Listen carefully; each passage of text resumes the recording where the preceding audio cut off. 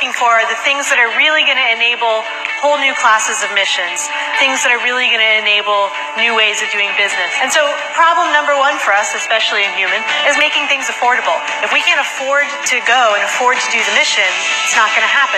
The second thing is to remember that the reason we do human exploration is to enable the science. And so when we do these missions to the Mars surface and things like that, we really have to protect and focus on the science value that we're going to achieve while we're there. You have to look up from time to time and look at the system level and make sure that the thing that you're working on, the component that's being developed, is actually going to have an impact at the system and the mission level. So let me talk about one of the first things that we want to get right to achieve these, in situ resource utilization. If we can't make oxygen from Mars, we are not going to send a human mission to Mars. We cannot send the 25 metric tons of oxygen required for that ascent vehicle propulsion without ISRU. The next problem, once we figure out how to deal with propulsion, is life support systems. We have a lot of technologies maturing in life support systems. I think that even if you have in situ resource utilization to produce oxygen and produce water, you're still going to need closed loop life support. If you have an open loop system of water and oxygen coming in, then you have an open loop system of human waste coming out. And I think that's probably bad for trying to conduct any sort of search for life on the surface of Mars.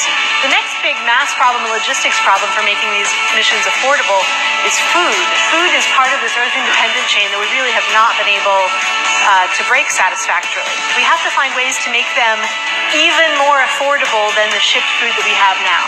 It's going to be a pretty significant change in the way we do business compared to the EVA spacesuits and operations of today.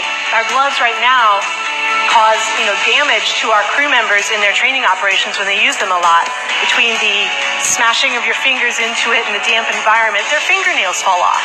If you have to do EVAs 3 times a week for the next 2 years, that's not acceptable. But these changes need to roll through the whole system. We need new materials, really. They're going to be able to cut beyond the back mass for the suit and the portable life support system dramatically once we're back in the gravity field. Cutting the weight down for the joints, all of those things, surviving the dusty environment, not needing maintenance for years and years, are pretty big challenges. We still have a ways to go in transforming the spacesuits we use today into the thing that's really going to let us do the Mars missions of the future. For most of the human life support system problems, we want to use the space station as our proving ground. We want real human beings in real microgravity operating full-size systems for several years until we're going to trust them enough to use them to go to Mars. We want to get out there, we want to explore. Human operations, as much as any other part of NASA, is trying to get science done.